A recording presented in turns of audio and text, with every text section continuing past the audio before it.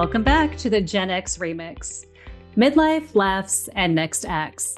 I'm your host, Tabitha Jones, and today we have a special guest. She's not exactly a Gen Xer, but she's going to share some definite advice for helping us work together with other generations in the workplace. Think about it. How often have you felt a little lost or maybe frustrated as you're trying to work across generations? Well, the insights today that she's about to share are going to help us create a more united and better workplace. Alyssa Nolte is a rebel with a cause, reshaping how leaders think about the future of work. As the CEO of TrueVue, she's transforming customer experience with an AI-powered platform that helps businesses understand brand perception, predict customer behavior, and drive results. Alyssa is also the amazing voice behind Taking Back Monday, a podcast that challenges outdated leadership norms. Her mission? To help leaders create workplaces that say goodbye to the Sunday Scaries and empower employees to thrive. She believes that putting people first isn't just good for employees, it's good for business. Known for breaking the rules in all the right ways, Alyssa combines sharp business acumen with a deep commitment to human-centered leadership. Whether through TrueVue's innovative solutions or her podcast Candid Conversations, she's proving that being bold, challenging the status quo, and prioritizing people is the future of leadership.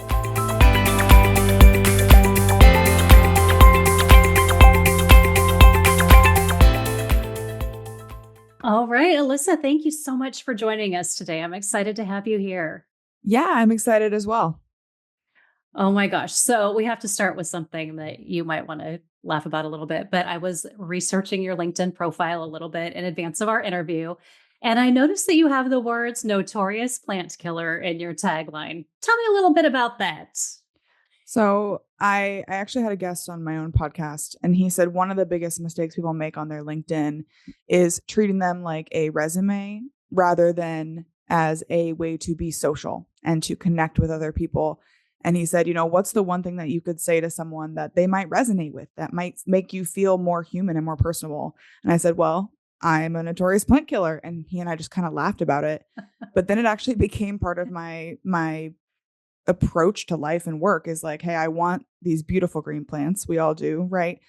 They just don't love me as much as I love them. And so I had to learn how to adapt and how to fail and how to be okay with the fact that I'm not going to achieve that dream. I've got many other incredible things to work on. Oh my gosh, I love it so much. I laughed at my mom one time because she killed an air plant. I'm like, how do you kill an air plant? And so I went and I got an air plant and I killed mine also. So I had to. I subscribed for a very short amount of time to a service that was, their tagline was like unkillable plants. And I managed to kill the first 3 subscription things they sent to me. I killed an aloe. I killed a snake plant. Like those are all things that are supposed to be literally unkillable, like set it and forget it. And somehow they managed to die at my touch. So.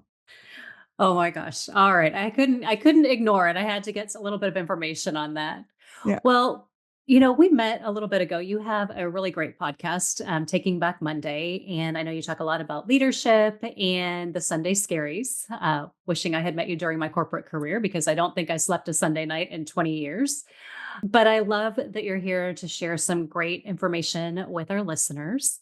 I will share that you are a millennial. Most of our listeners are Gen X. Yeah. So I'm really excited to hear you share a bit about kind of Gen X millennial relationships in the workplace and how we can work together to make things even better for all of us. So I'm going to ask you, as someone who's worked closely with Gen X and boomer leaders, we'll say boomers, what's something you've learned from them that's influenced how you lead today? And let's just start there.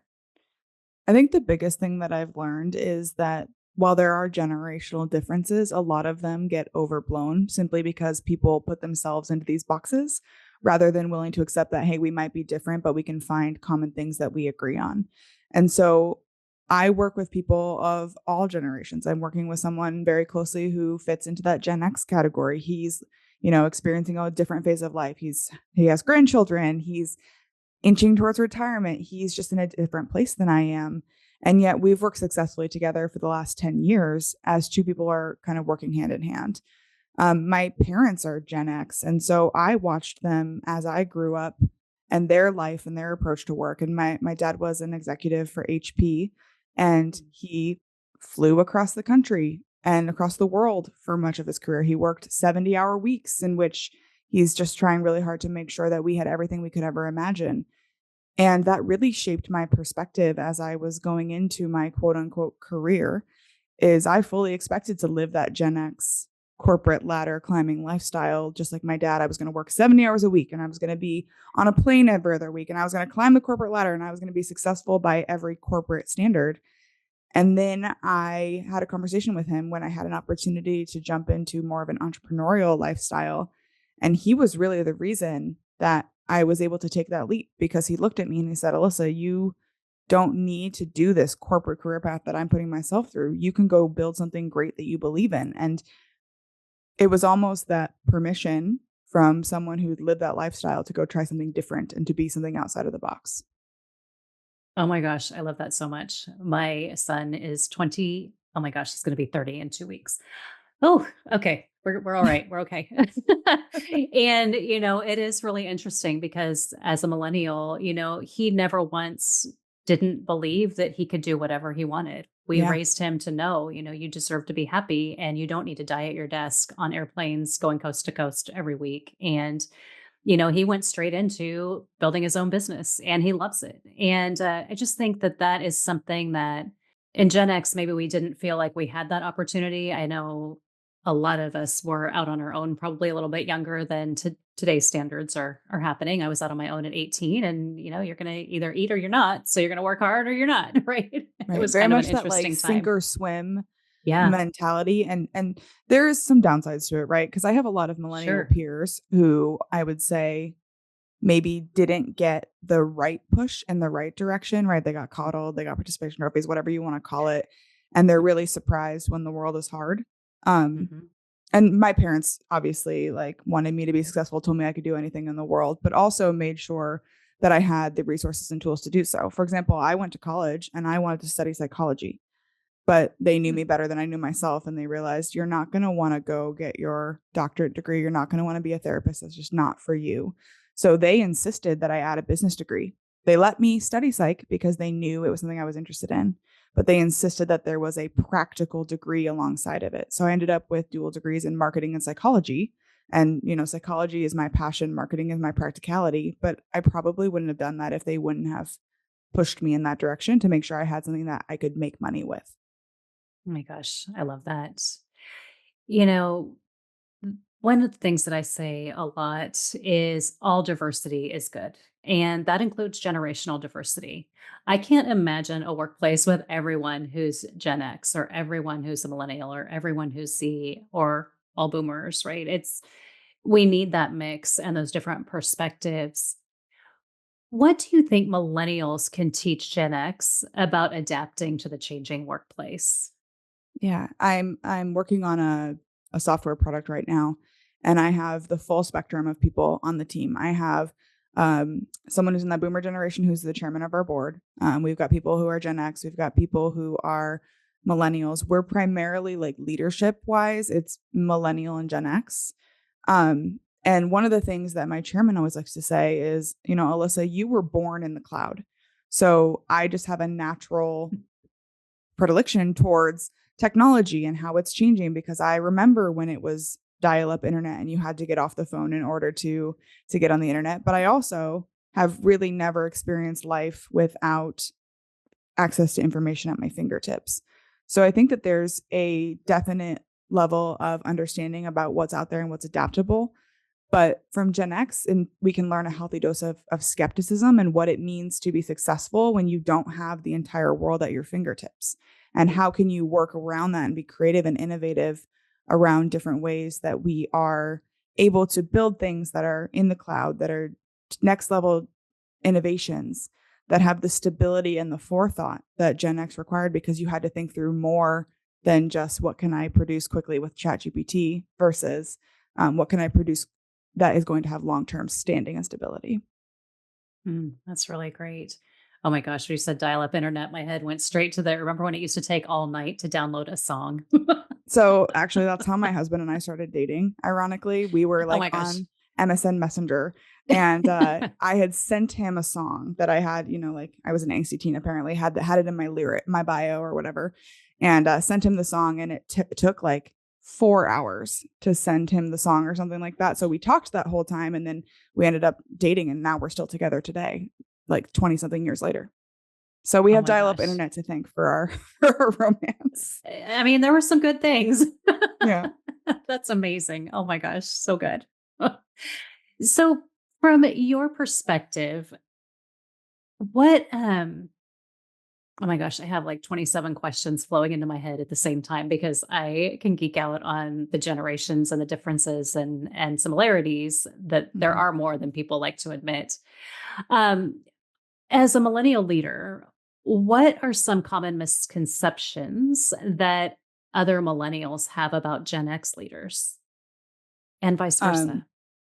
I would think this is a millennial issue, regardless of any older generation, whether it's Gen X or boomers.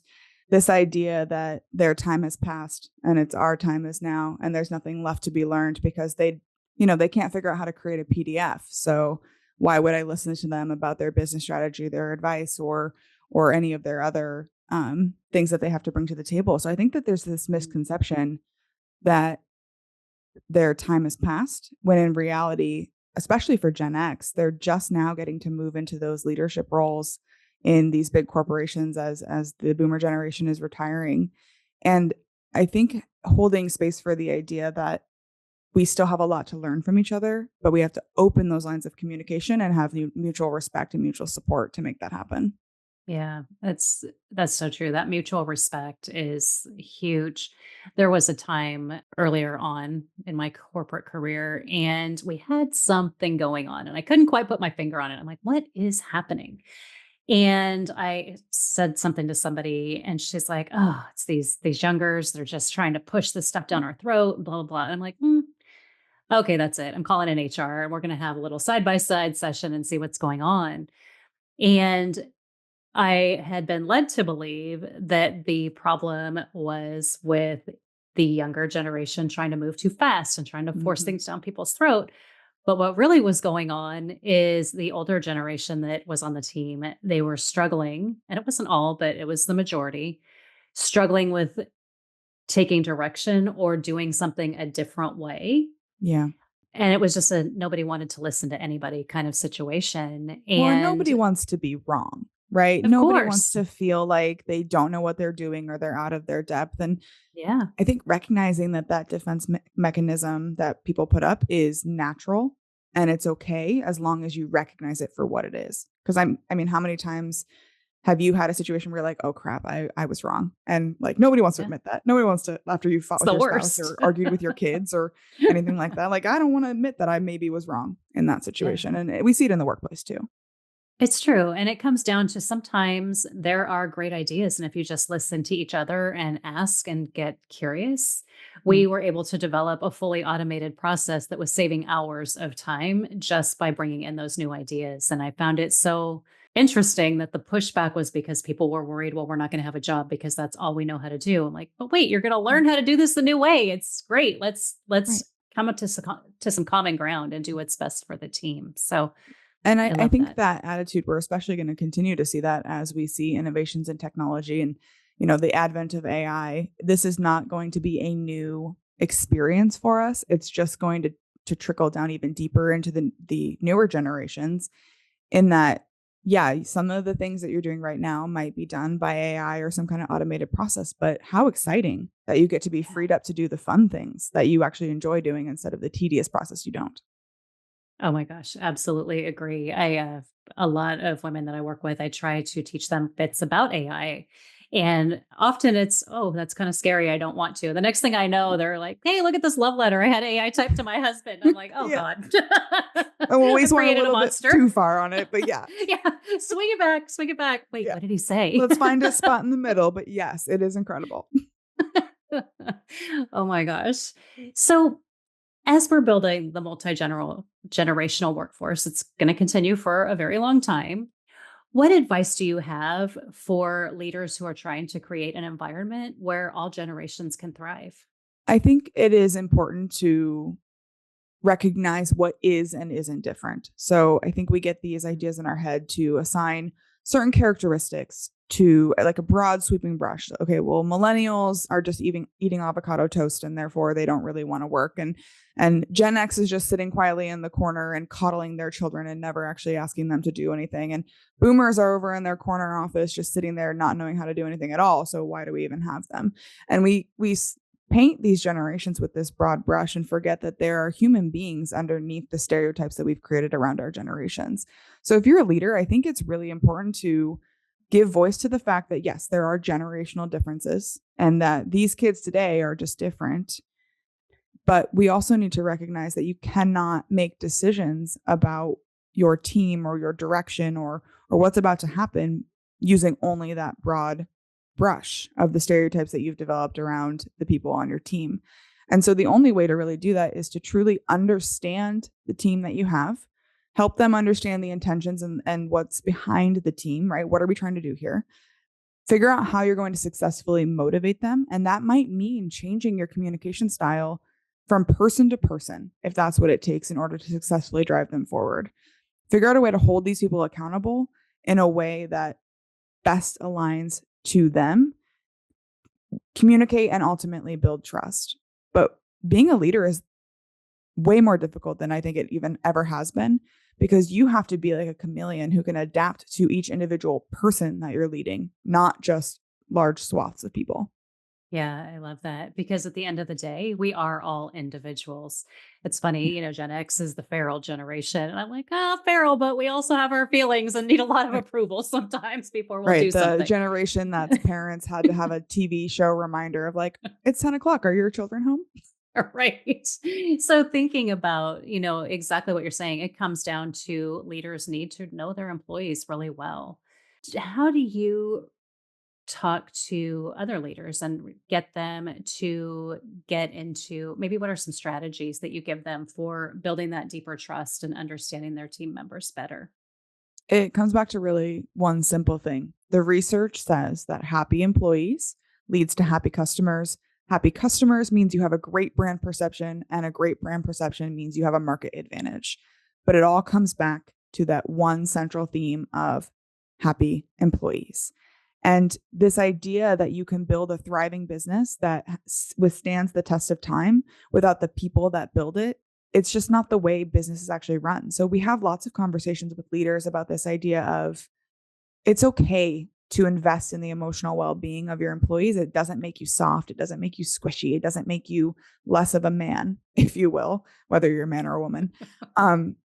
It does make you smart. It does make you strategic. It does give you an advantage. It is hard. We are investing in the long game here. There are no quick fixes when it comes to culture. And if you can bring it back to that empirical data and help them understand that business success rolls back to your employees' happiness, then a lot of people are willing to invest. But it does take time. It's hard. It's hard work. And you have to be willing to commit to it and be honest with yourself and with others about what you're doing and why you're doing it. Yeah, I love that. And also it's walking the walk, right? You can't be a leader telling people to do things a certain way or we're all Yeah. about trust and this is our culture and then you're going and doing something completely different or breaking trust or not doing the right things. Leadership, I'd say as I look at leadership all around us in the world today, they are the ones who should be setting the example at all times. And sometimes it's hard. We're humans. We make mistakes. We step in it. We say something we shouldn't or whatever it is. But at the end of the day, we need to be the bigger person and go show people how to recover from a mistake. Go show people how to apologize and how you're going to do better next time. And that it's just so important. And understanding people on that individual level, it makes all the difference. Oh Yeah, my for sure. gosh. So many common beliefs in this whole thing. I read an article, I think it was last year, about a company that was just having a lot of turnover. They were having struggles at the frontline level, and they decided to replace all of their managers, their frontline supervisor manager team, with coaches. Hmm. And I thought, huh, You can replace them with whoever you want, but if the leadership at the top of the company is not setting that right example, it's not going to fix your problem. And so I think that's a big miss in some organizations. It's so funny that you say that. So I did a consulting project for a fairly major brand name, and they were rolling out this like huge change management initiative. They wanted their team to basically change the way they did their jobs 100%, like a total reversal of the way they had previously done their business. And it was interesting because they had like a couple different levels. They had independent contributors, they had frontline managers, they had directors, and then they had VPs. Well, when we tried to suggest that there needed to be changes at the VP level and that the VPs could use some change management and had to make some changes, all of the sudden the program wasn't that important. And now it really only mattered that the ICs do what we say, but we're not going to make any changes to how we do our jobs because we're fine. It's the independent contributors that are the problem. It's the managers that are the problem, not the directors and the VPs. And I knew immediately from get-go that that project was never going to succeed because the fish rots from the head. And if you are not building a great organization at the top that walks the walk and talks the talk, it does not matter how many mandates you put in place for your independent contractors, your initiatives will fail every time. Yeah. Oh my gosh. The fish rots from the head. Oh my gosh. That gave me chills. That whole thing you just said. I'm like, oh, you're right. You're so right. Oh, it is it is really interesting when you see a company say, or a department even inside of a company say, we're going to make this change. And then when it affects different levels Yeah. differently than they expected, it's not always a positive outcome. Right. Oh my Change gosh. for So you, but good. not for me. Right. Yeah, absolutely. Oh my gosh. So one of the things that I shared kind of at the beginning is your podcast is about the Sunday, talking about the Sunday scaries and leadership and clearing that. What is a piece of advice that you can share to help our listener kind of one, well, let's help them understand what the Sunday scaries are, but help them understand a technique they can use to help eliminate or reduce those scaries? Yeah. So the whole podcast kind of started because I was always in kind of an entrepreneurial role.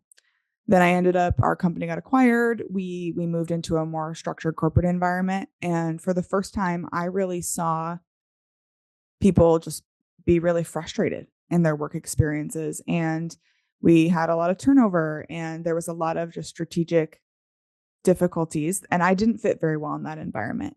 It had nothing to do with the company. They're great, they're successful, there's wonderful people throughout. It's just, it wasn't for me. And I realized that I really didn't have a day of Sunday scares. I wasn't familiar with what that was because I loved my job. I loved waking up on Monday. I'm so happy to be at work. I love being at my desk. And because I get to build something that I'm excited about and that I believed in. And then it occurred to me that my experience was actually an outlier, not something that everybody was experiencing and what I saw in a more traditional corporate environment. And so I created the podcast Taking Back Monday and the idea that we can say goodbye to the Sunday scaries, but only if your leadership has decided and taken up that mandate to do so. And it's my firm belief that as leaders, we have not only the ability, but truly the mandate to create environments where our teams can thrive and can do their best work, where maybe they don't love their Mondays as much as I do, but they don't feel this existential dread on Sunday night where they ruin their entire Sunday simply because tomorrow is Monday. And someone once told me that statistically the most likely day for you to have a heart attack is on Monday. You're like several times more likely to die on a Monday than any other day of the week. And what does that say about this environment that we've created for ourselves as employees, as leaders? So my one tip is to first be self-aware that as a leader, your culture is on you and you are the only one who can make that change. Now you're going to have to convince your team to come along with you on that journey, but it has to start with you. It has to come from you. And you have to be self-aware enough to realize that if there are problems, it's you are the only one that can do something about it. Wow. So powerful. I love that. Oh my gosh. Well, if our listener would like to connect with you or reach out, what's the best way for them to do that? Come connect with me on LinkedIn. I'm very active there. I write a lot about leadership, about customer experience. I really just love to talk to people. I always tell people my only goal in life is to do cool things with cool people. And so all I'm looking for is just finding people who want to change the world. That's all.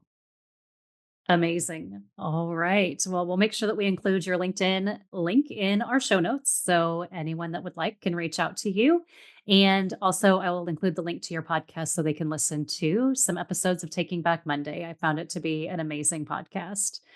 Thank Awesome. you so much for joining us today. Yeah, thank you so much. It was great to be here. Thank you so much for tuning in to the Gen X Remix today. I hope you took some really great insights away from Alyssa as she shared the differences between the generations, as well as the similarities and some things that we can do to work better together. As I always say, generational diversity is diversity, and all diversity makes things better. We're stronger together, we're better together. Be sure to connect with Alyssa if you'd like to learn more. And make sure that Taking Back Monday is added to your favorite podcast lists. You'll absolutely love her show. Be sure to check the show notes for all links. And if you're dreaming of creating your corporate escape plan, be sure to download our free guide. It's loaded with tips to help you start building your business before you make your escape, so you're feeling secure when it's time to take the leap. Until next time, friends, stay fierce, stay focused, and stay you.